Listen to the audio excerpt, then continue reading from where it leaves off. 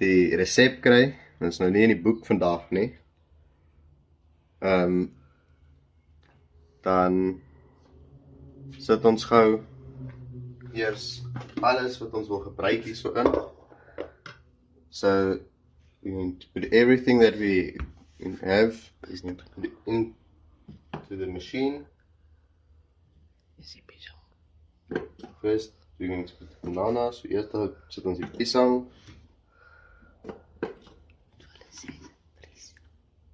En dis gevries. En it's frozen.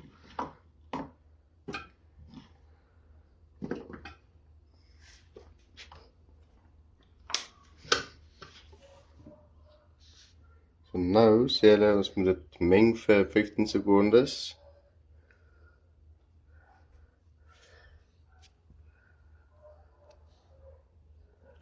Okay.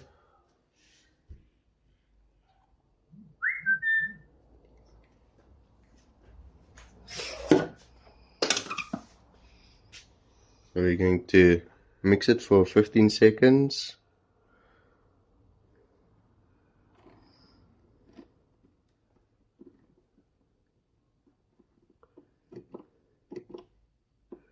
Going up to speed 8, so that's speed 8.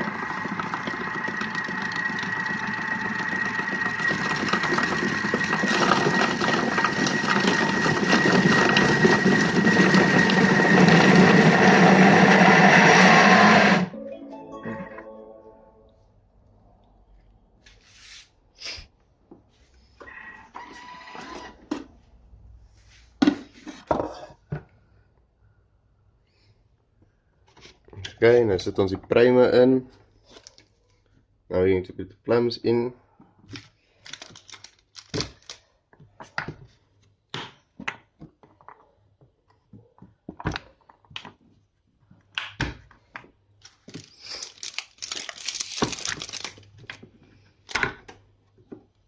And we're going to add the chocolate.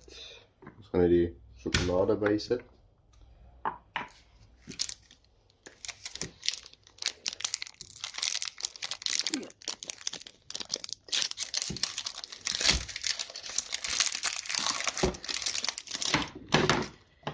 Nog een by sit.